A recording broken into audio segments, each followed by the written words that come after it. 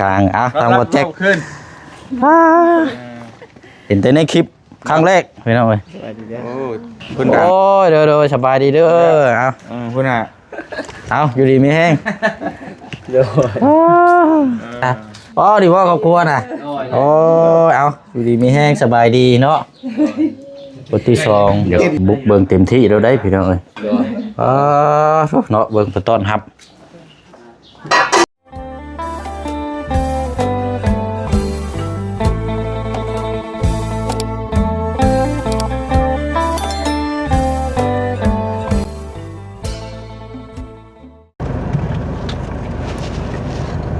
พี่น้องเนาะสบายดียามเช้าวันที่4มิถุนายนปี2026พี่น้องเนาะเป็นมื้อที่3เฮาเดินทางมาแต่ว่ามื้อนี้ก็สิวันต้าวกลับมื้อแล้วพี่น้องเนาะมาได้2คืนมื้อนี้ก็มื้อที่3กำลังจะตามนี่แหละพี่น้องเนาะไปกับทางบ่เตียงทำน้องเมฆพี่น้องเพราะว่าเฮาสิอันนี้เนาะทางบ่แจ็คเนาะเดี๋ยวจังลงไปทักทายทางทีมงานพี่น้องก็สิไปเฮือนบ่นุ่งก่อนเนาะไปเยี่ยมยามเมื่อคืนนี้ก็มันทางบ่เตียงมาครับไปกินข้าวพี่น้องแล้วก็ซื้อกับข้าวกับน้ำมากินแล้วก็นั่งพูดคุยอารมณ์น้ำกันวันนี้ก็ได้สิเข้าไปบ้านบ่นุ่งก่อนแล้วก็จังสิจบจากบ้านบ่นุ่งแล้วก็จังสิพ่วงไปเบิ่งสวนกาแฟของทางบ่เตียงทองเนาะแล้วเฮาจังสิเดินทางบัดนี้พี่น้องเนาะสบายดีเด้อพี่น้องเด้อเนาะเบิดสุคนพี่น้องเนาะพบเจอกันอีกคือเก่าคือเดิมพี่น้องเนาะเพิ่มเติมแน่กะเดี๋ยวมาทำความรู้จักน้ำกันเนาะสำหรับทางทีมงานลาวใต้พี่น้องทางปารุงพี่น้อง FC กะทักถามมาไลน์เนาะว่าให้แวะทางหาทางบ่อนุ่งน้ำแน่เพราะฉะนั้นเมื่อคืนนี้ก็แวะมาดิดน้ำกันพี่น้องประมาณเกือบชั่วโมง2 ชั่วโมงนี่แหละแล้วกับจังพากันย้ายเขารับมานอนเนาะ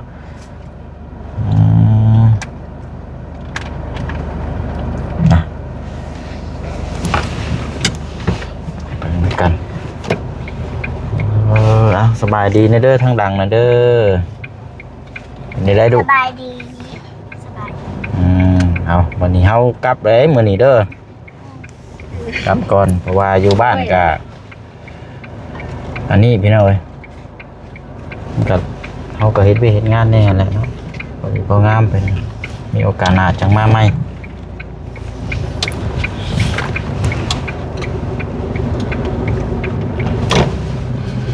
เนาะเดี๋ยวไปรถบ่เตียงนี่แหละพี่น้องจะไปบ้านทางบ่นุ่งก่อน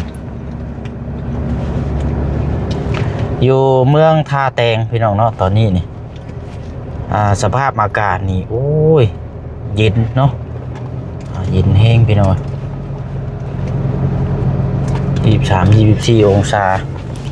อากาศเย็นแห้งเมื่อคืนนี้พักอยู่ห้องแฮมมองทางบ่เตียงอยู่นี่แหละพี่น้อยคืนละ300,000ห้องเตียงคู่ถือว่าโอ้ง่ายแล้วก็สะอาดหลาย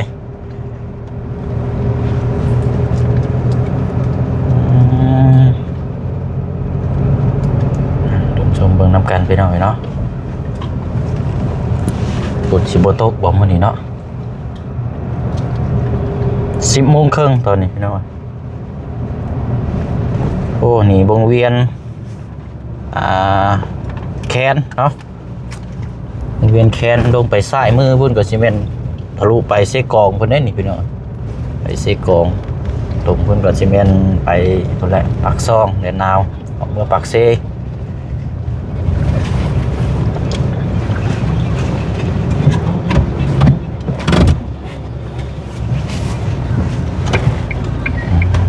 ทางเขานี่บ่อยู่เนาะ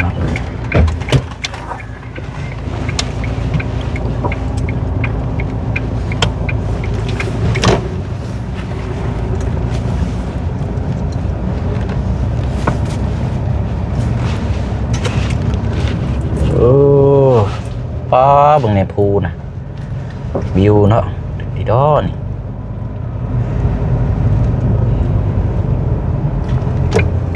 ขายเวียยังขายเวียกาแฟหรือว่าขายน้ำกาแฟนะ อยากลองเบิ่งจะได้หนีอะไรมาเด่นมันจะเป็นไม่ได้รสชาติเนาะ ยายกับหลาน เนาะอยากกับหลานหน่อยเฮ็ดหยังเด้เบิ่งหนึงก็เชียร์หญ้าเบิ่งหนึงก็เอาหลานเรากันปึ๊บอ๋อมักกะโลเนาะปลึกแท้นี่เป็นเปียงอยู่นี่ กะอะโวคาโด แซ่บอยู่ได้พี่น้องทอดระเบิดเนาะนี่บ่โอ้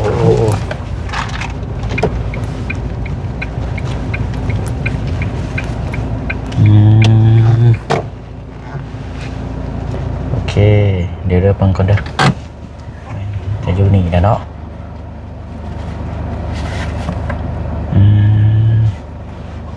มาดูกันมาดีก่อนเนาะเอา สบายดี เป็นไงเมื่อคืนนี่นอนรับ เป็นตาย ปวดกระตนกระโตเนาะมวนกับเมื่อย เหมือนกับเมือนแน่ทั้งป้อนี่ค่อยเจ็บบีแข้งตัวลุ่มรีบบัน ยังเจ็บอยู่เลย เมื่อวานนี่บ่เจ็บ เวลาจับยังเจ็บอยู่เลยนี่ มื้อนี้เจ็บแล้วมื้อนี้นี่ เจ็บกัน ป้าเฮาเดี๋ยวลงไปทักทายทั้งหมู่คู่ก่อนพี่น้องเนาะป้าลูกป้าเปิดลงไป รถปิ่งกุ๊ก ฮะ ปิ่งกุ๊กบน เบิ่งเด้อลูกเด้อ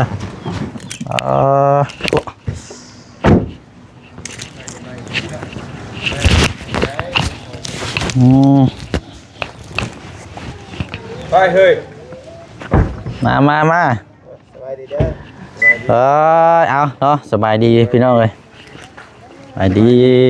มาลูก เล่ากลาง กลางเอาทางบอแจ็ค ขึ้น เห็นแต่ในคลิปครั้งแรกพี่น้องเลย โอ้เพิ่นดัง อืม เจ้าถิ่นเพิ่นนี่แหละพาไป เนาะ เกือบพาตุกหิวตุกหยังกับเพิ่นนี่แหละ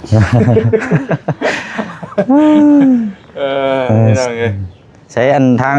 พี่น้องเด้อบัดสิพูด ทางบ่อนุ่งนี่บ่เฮือนเราอยู่ใช้ อันหันค่าบ่เชียง โอ้นี่อัน นี่แหละหันค่าแล้ว คือว่า หันค่า เฮือนกับแม่หันค่ากับแม่นเนาะ โดย อยู่นี่เลย ได้กำลังสร้างเงื่อสร้างตัวแล้วก็ได้ กำลัง ไปเที่ยวใช่เหยพ่อพาไปดินชาย บอกเป็นเสียงได้ไหม บอก นี่เป็นโต๊ะ พี่ชัยม่วนอยู่บ่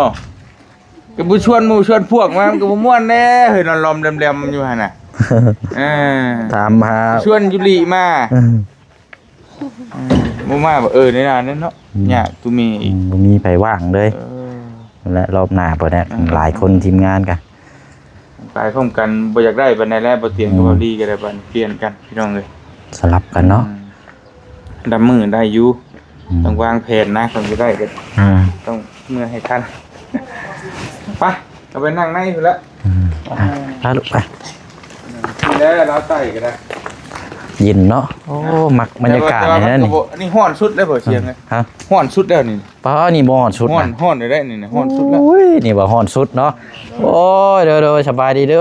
เอา พุ่นน่ะ เอาอยู่ดีมีแห้ง เดี๋ยว บ่นงพี่น้องเอ้ยเนาะ โตกินผู้สาวเนาะ เราได้ลูกชายบุญ FC กันยังว่าอยู่ มีแต่ผู้หญิงเบิดเลย เบิดอันนี้ก็ผู้หญิงเบิด เอาผู้หญิงเบิด ผู้หญิง2คน อ้าวเนาะ ยังว่าอยู่ลูกชายบุญ FC ก็ว่าอยู่ยังคือมีแต่ผู้หญิงเบิด เดี๋ยวผู้หญิง นี่กับผู้หญิง2คนบ่เตียง2นี่2 มีสองเลย ที่เหลือผู้หนึงก็ผู้หญิงเบิดเลย โดยนี่แหละเพื่อนสั่น นี่ บ่เป็นเพื่อนดอกห่าน เป็นห้านเนาะ ถึงห่านถึงนอนเลย โอ้ยอย่าให้เราชีวิต น้ำตาแทบไหลกว่าสิมาฮอดมื้อนี้ได้นี่เพื่ออืดเพื่ออมได้ว่าอะไรกันนี่ก็โอ้ยสร้างเนื้อสร้างโต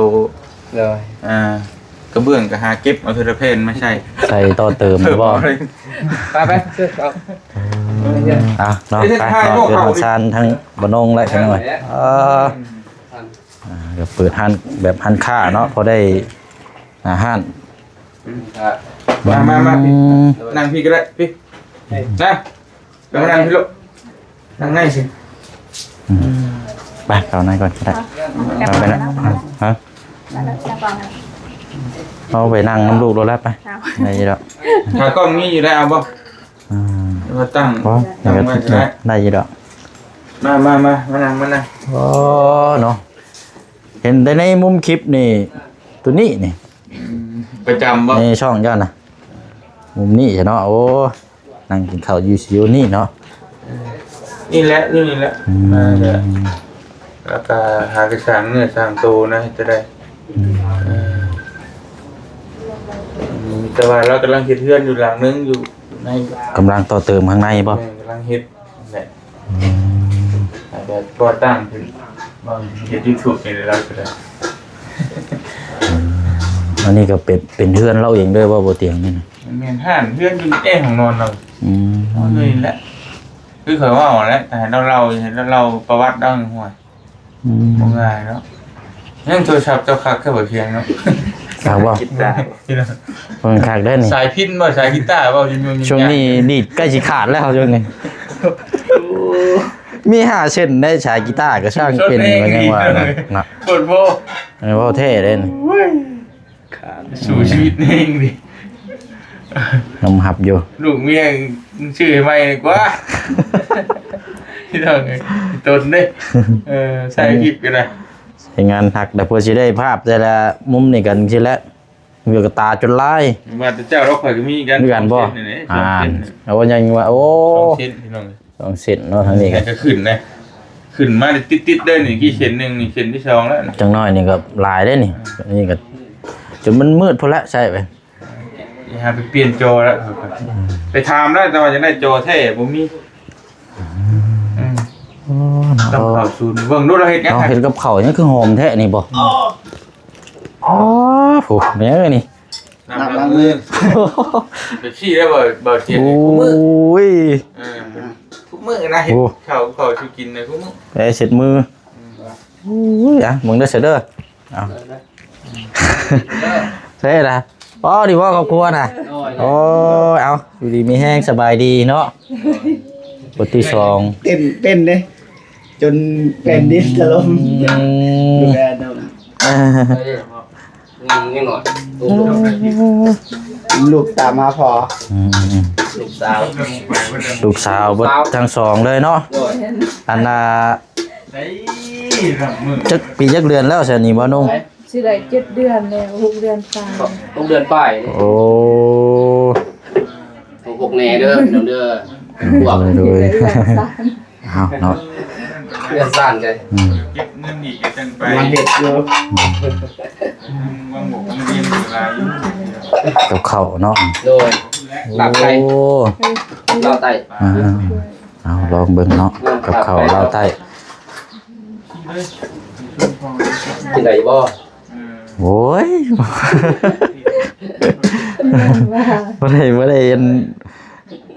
ขอแต่มีกิน คืนในบ่ท่านที่เราเลย ไปอีกหรือว่า ตอนรับคืนบ่ท่านคืนงานบ่ได้น่ะเนาะ เลยพาแน่แล้วมื้อนี้ก็ว่าสิเดินทางได้บ่นุ่ง โอ้ อยากมาไว้ไปไหว้แน่พอจะมีเวียกนำแน่ เดี๋ยวไปทำงานกัน โดย มากับครัวเนาะ มากับครอบครัวเลยถ้าเฮามาเฮ็ดเวียกด้วยงานก็สิบ่นำปานใดหรอก โดยโอกาสหน้า โดยไว้โอกาสหน้าพุ่นแหละรอบนี้ก็มาเบิ่งลาวก่อนนั่นแหละ โอกาสหน้ามา โดย มาและมาที่เขากินนาอยู่พี่แหละ อืม ปกติ อืม ตัวเที่ยงเนี่ยเป็นหลักสิบูดอก อยู่ข้างนอกนี้ได้ซะล้างถ้วยล้างบ่วงบ่โอ้นี่เป็นห้องครัวอยู่นี้เนาะ บ่ได้ โอ้อยู่ติดกับกำแพงอยู่นี่เลยเนาะ ไม่เห็นดินบ่กว้าง อืม ทางกระทางอยู่ ทั้งนั้นได้ซะอัน มีห้องน้า ห้องน้ำบ่ โดยเอาทุ่มดินกันนะครับบ่นี่เอาบ่ก่อกำแพงมันก็ได้เบิดนะ น้ำนี่ใช้น้ำประปาเนาะ น้ำปุ้มน้ำป้าก็ใส่น้ำปุ้มก็ใส่ อ๋อมีสอง โดย ใช้สองอย่าง เวลาไฟดับเขาใส่น้ำตัวนั้น อืมกันไว้เนาะ โดย ใช้สองอย่าง งานอะไรก็ใส่ป้า อืมอืม เนาะอันนี้ได้สากั้นยังอันนี้บ่นงด้วยนะ โอ้ห้องพระ พอดี โอ้ของพระบ่ โด โอ้ มันเวลาบ่ นี่ของพระนำไปหน่อย พระ นี่ไหนนี่ไหน พระเนาะ คือสาปุตเด้ อืม ก่อนดิ คิดเท่งเห็นไหม ใส่ จริงนะ ใส่แล้ว อันนี้เขาอันนี้เนาะ ถ้ามาแล้วเขาเพื่อนเนี่ย บุญ เอาไว้ครึ่งเด้อย่าสิบ่ไว้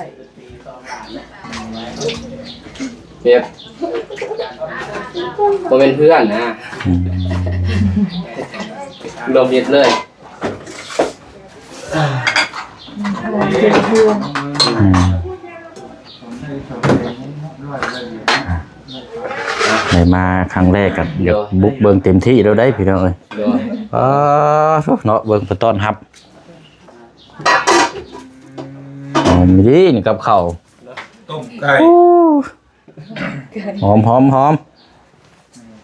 สองข้างเลยบ่ โดย ลงก่อนกลับบ้านเนาะ ตอนนั้น เนาะ ว่าพี่ลูก เอ้ยนี่ ไปเชียร์ลูกเราสองคน เฮ้ยลูกพี่มาพี่ไป มา จักปีแล้วก็ทำกันบ่กับทาง มีเก่าปีแล้ว เก้าปี เดี๋ยวปีใหญ่ ผู้นี้10 ปี 10 ปี เมื่อวานมาซื้อนี่ผู้เอ้ยนี่ นี่ก็เมื่อวานเก่าปีเต็ม เมื่อวานเด็กเป่าเก็บเพิ่นผู้น้องนี่ก็6 เดือนบ่หา โด เดือย น โดย อืม 6 เดือนผู้ยิงเบิดเลย เต้นเก่งเลยพรเก่งเลยดูไอ้น้องก็ได้ ทางในมือเนาะ อืม เต้นไว ได้ทำเมื่อสวรรค์เต้นแข่งก็ต้องบิลลี่ โอ้ มากินข้าวมาตั้งกล้องไว้มา ปลาซะเนาะโอ้เนาะขั้นต้นครับกับข้าวกับน้ำ ตูดไม่ก็ได้เนาะคือจะห่างคืน เนาะ มาเบานมมา อืม กินน้ำกันยับเข้ามาเนี่ยมันจะเข้ามานะยับมาเข้ามาล้างมือล้างมือ ล้างมือเด้อ ลาบไก่พี่น้องต้มไก่ใส่ซา เห็นบ่ เพิ่มมาอย่างนี้แล้ว ยิ้มมือบัดมือแล้วมื้อนี้ขับรถ ยิ้มบ่ พาลงดีติ ลมดีแท้สิว่าแล้ว เมียให้กับลุ่มดี มีให้ก็ยิ้มเปื่อยมาแล้วข่อยขับรถเมื่อยก็ พี่น้องมากินข้าวกันแซ่บพอดีกันนั่นกันแต่กันได้ ปลาซะเนาะเดี๋ยวเบิ่งมุมกล้องก่อนซะเนาะนำกันหลายคู่หลายคนนะฮะ เห็นอยู่บ่เป็นเดือนเนี่ย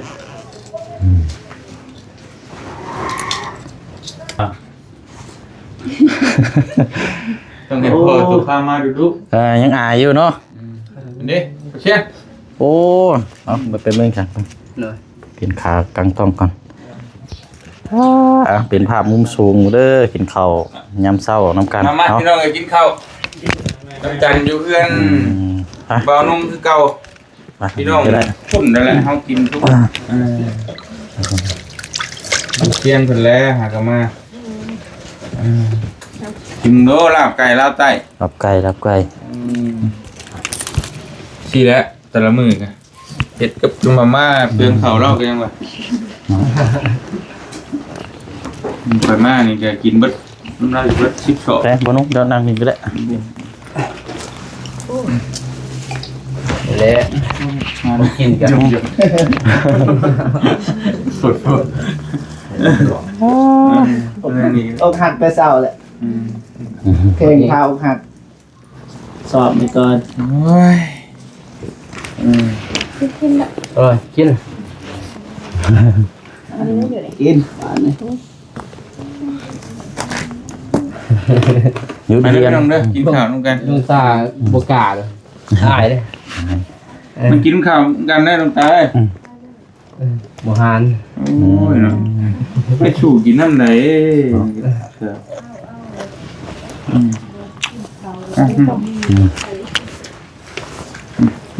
ใช่บ่ เอาลูกอ่ะลูกเลย หน่อยอ่ะบ่ค่อยกินข้าวอยู่เล่นกันบิวกับกินขนมมักอ่ะ คนละจะเน้นกินขนมเนาะ กินเผ็ดได้ น้ำต้มไหม เ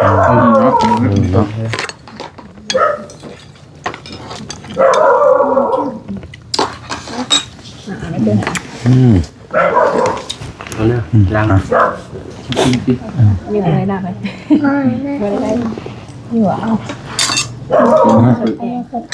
เยี่ยมยามมือเพื่อนบ่งช่วยมือเพื่อนน้องเมฆกำลังเฮ็ดอยู่ ใกล้ใกล้กันบ่กับสวนกาแฟ ไอ้กันนะอยู่บ้านเดียวกัน ยังไม่กัน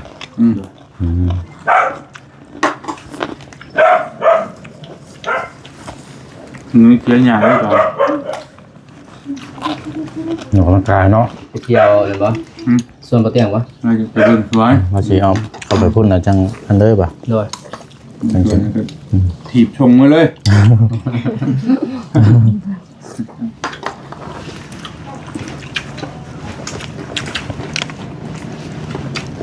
เข็มพี่กัดจะบ้าไอ้พาเมียไปเบิ่งได้จดกับพี่กับผ้ามึงเข้าไปอยู่เจ้าไปห้องหัง ตัวไร ไปลงบ่ ยัง มันไปห้องปากซองให้เล่น บ่บ่ ลงกับพี่ลงเคยตายหูเขาเจ้านี่นั่น ยังบ่ทันได้ไป งามนี่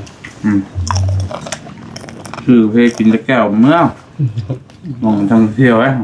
เป็นทางผ่านเมื่อแล้วเนาะแม่นบ่ กระบอกพามแบบออกปากซองหักคนละ1 มัน 3-4 ลักนะกระบอกกายเดี่ยวมองแยกอย่างเงี้ยเดี่ยวใช่ไปแล้วแม่แล้ว บ่ค่อยฮู้หม่องเที่ยวบันไดนะหักอยากพามาไปว่านี่ก็ลงวะเข้าไป มีไผพาไปเนาะเนี่ย เดี๋ยวตัวผ้าไปซื้อปูนดูมองหู คือปูนยังนักเด้อน่ะ เอาหูให้ไปดูมึง มีแต่ปลากล้วยแล้วน่ะปลากล้วยกับปลามัน มันต้น หลักเลยก็สิมีแต่ปลากล้วยละก่อน เก็บเงินในรายคุณข้ามไทยผู้เบิดมองเที่ยว เก็บชุดเดือนหัวอยู่เก็บชุดเดือนไงแบบหัวอยู่ เก็บคุณรอดถือด้วย ไม่จะทางออก ก็แล้วยังบ่อยู่ ทางนี้บ่มีเงินครับเก็บ เก็บแต่ตอนต้นเดือนเลยปลายเดือนก็หายแบบ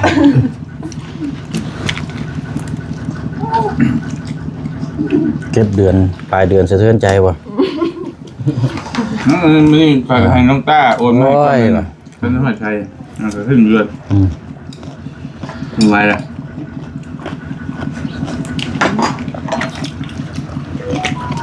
ว่าได้ยินข่าวว่าน้ำมันลงหรือคือว่าใครยังน้อยเนาะ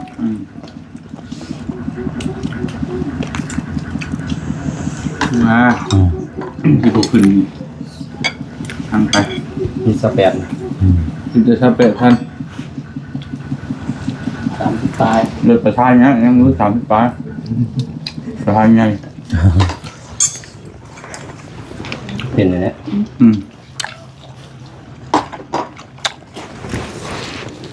กินยาช่างได้เพิ่น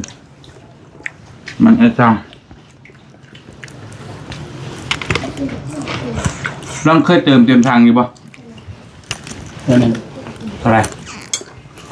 เขาจะเอาเติมให้ ตั้งแต่ออกจากห้างอยู่ เลย ทำแล้วเลย จุดจุด500,000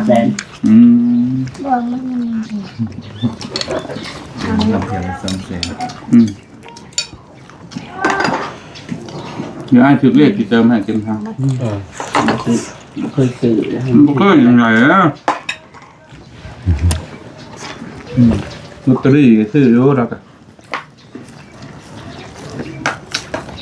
บ้านเมื่อก่อนนี่ก็ออกเลขรถบ่เตียงนะ4โต 7-8 งามคัก เต็ ดี มเลย ชุดเด็กไทย มันไม่เป็นทึก 78นะชุดเด็กไทยที่ทางไปจาก เข้าเนี่ย ตอนสื่อบอก เขาบอกได้ไทยได้อยู่แล้วไป3 โต๊ะออกได้ไทยหมดแล้วทำอะไรอย่างของเราเลย ตอนนำเลยอยู่เงินไปซื้อซะ โอ้แซ่บพี่น้องขี้มือบอลลงนะ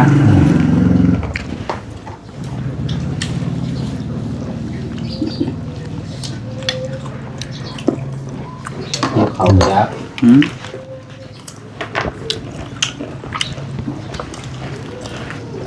ตอนมาเล็กๆเราบ่จักรสชาติแต่เฮากินนะเราก็สิเฮ็ดอีกแบบนึงนะ เป็นจ้างนะ กลางเอาเนื้อจับอ่ะเอาไปเบอร์กุ้ยทำไมยังเลยเหลืองแท้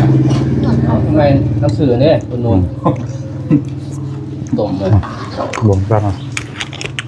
คุณนุ่นร้านค้าแกงทาง มันใหญ่เนาะ 2 มื้อจังเปื่อยนะจังจืด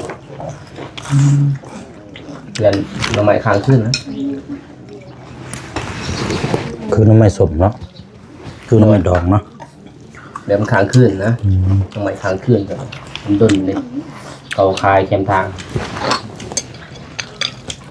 เดี๋ยวมาต้มแล้วก็จะมันลองชิมยังคมต้มอีก ลูกข้างเราเห็นว่าห้าแดดมันขายไปมือ ตากแดดเนาะกระดัน ว่าแต่ข้างมันขายบ้านแล้ว ตูดไก่ มันปอกอ่ะน้องไม่ปอกอ่ะ ไม่มีเปิดด้วยมันจะเปิดกิน กินอะไรกินอะไรเผ็ดบ่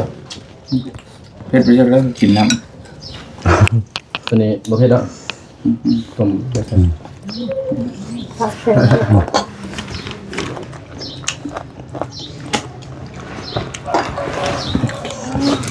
มี ำ เงิน สุภาพแบบนี้นะสุภาพแบบนี้นั่งไว้ เงินตาลนะ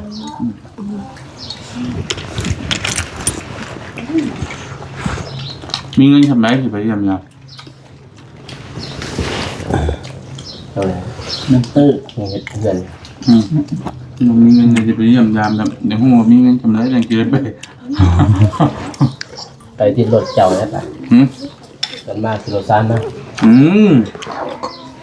ไปนี่สิไปแบบไรสิไปคนเดียวได้ครอบครัวแบบว่า ไปกับเจ็บ คือมองครอบครัวไปน้ำเนี่ยบ่ ลูกยังน้อยที่รถบ่ได้ น้องใหญ่อยู่แล้วพยายามเนาะ ก็ไปเจ้าไปมึงไหนก็ได้หรอกจงให้ไปขับรถไปไม่สิไปมาเก็บ กว่าแล้ว ไปเบิ่งสวรรค์เนาะ ถ้าไปสวรรค์ที่น้ำเฮานี่บ่กล้า อ่ะ สินอนจะมันเส้นทางซอยกันนะคือว่าบ่มั่นใจ ที่เนื้อน้องชายเลย ปักดิ่งแล้วอย่าอยู่ปักดิ่ง ไปยังปรับเลย นะกล้วยหัวปักดิ่ง มันหอดพ้น บ่ฮอดบ่ ไหมก็เป็นบ้าสบายหอดก็เลยเนาะแต่ตัวนี้มันเป็นตัวหอดด้วยกัน มีขอมียังบ่ ทอดตัก บุมีผู้นะแต่นี่เป็นหอดสวรรค์นะบุมี เสือใจมั้ย นอนบ่หลับ บุมีผู้หรือว่ากล้าวะ ว่าพักผ่อนซะไอ้นุ่มจะเมื่อยถ่ายคลิปจะนอนก็ได้บ่ผมสิซอยเบิ่งขึ้นตา ตอนดิ่งเด้2-3 ปีเนาะ ได้ฮะมีได้ฮะ ยามเรา เทคนิคกับคัดเข็มขัดเด้อขี่รถคัดเข็มขัด ตลอดแล้ว คุณใส่คุณดู ถ้าว่ามันชนมันอย่างมันปีนกับผมบ่ตายนะ รอดคนหนึงแค่เนาะ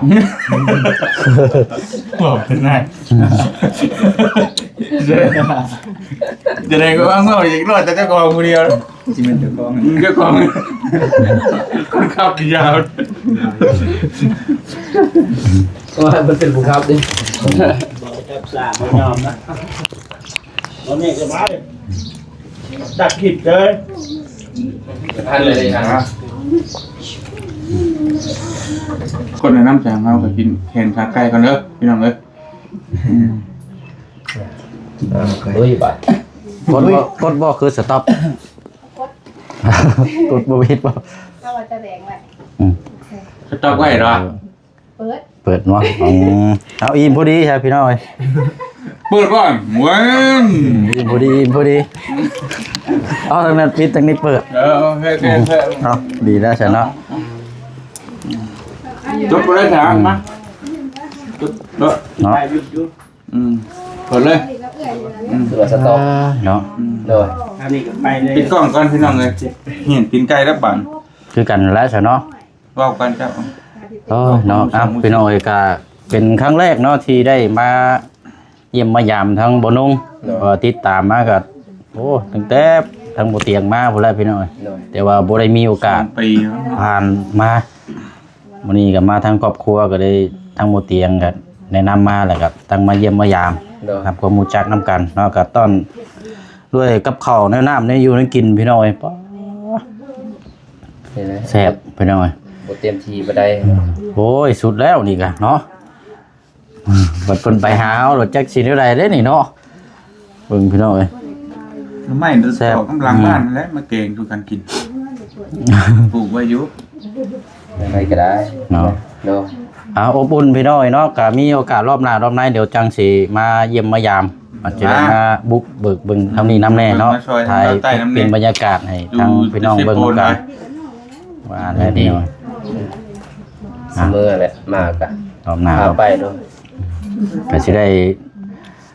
ให้ทางบ่นุ่งและพี่น้องเนาะทางทีมงานผู้เพิ่นมาก่อนกันว่าได้ลงมาก็เพิ่มเติมจังได๋ก็แจ้งนํกันอีกเนาะ นกย่างคอยบ่อยู่ก็ทุกมากก็โทรหาเพิ่นก็ได้ โดย เป็นยังเนาะ บ่เจ็บบ่นงพาไป โดย นกย่างจังหวะ ง่ายๆเนาะเป็นกันเองนั่นแหละ เนาะ ช่วงนี้กับน้องเมฆก็ยังอยู่ลาวใต้อยู่เบิ่งเงินเบิ่งทานบ่ได้มาโทรหาน้องเพิ่นไปเหมือนกัน โดยไปซะเนาะพี่ เฮ็ด น้อง ทักอยู่ทางนั้นก็จะประหยัดน้ำมันรถอยู่นี่ก็ไปน้ำเจ้าแล้วก็แล้วนะบ่รถเพิ่นไป ไปคือกันแหล้วเนาะ น้ำมันลดแล้ววันนี้ช่างใช่เนาะ โอ้ยช้างได้กินลายได้แพงพร้อมราคาก็โหดกินน้ำมันกับเปลืองชับวันนี้เนาะ เขาเดียวเลยนะเติม เอาสนอมีแต่ว่าหันแหล้วพี่น้อยเนาะผมขอบใจทั้งบ่าวนุ่งน้ำละลายเด้อเนาะทั้งพร้อมครอบครัวพี่น้อยต้อนรับเป็นอย่างดีแล้วก็ทั้งบุเตียงทองทั้งทีมงานน้ำกันเบุสุขุสุคนเนาะที่ต้อนรับเป็นอย่างดีพี่น้อยเนาะแต่ว่าเวลานี่บ่หลายพี่น้อยแต่ว่าก็รอบหน้ารอบในพุ่นละจังหวัดจังคุยน้ำกันอีกเนาะขอตัวลาก่อนวันนี้พี่น้องแล้วก็จังสิไปเยี่ยมยามสวนกาแฟทั้งบุเตียงแล้วก็แวะเยี่ยมยามทั้งบ้านของทั้งน้องเมฆน้ำแน่เนาะขมุกกับใจละลายเด้อเนาะบุสุขุสุคนพี่น้องลาก่อนเนาะ ลาวใต้ดีต้อนรับพี่น้องเอ้ย บ๊ายบายเด้อพี่น้องเด้อเนาะ โ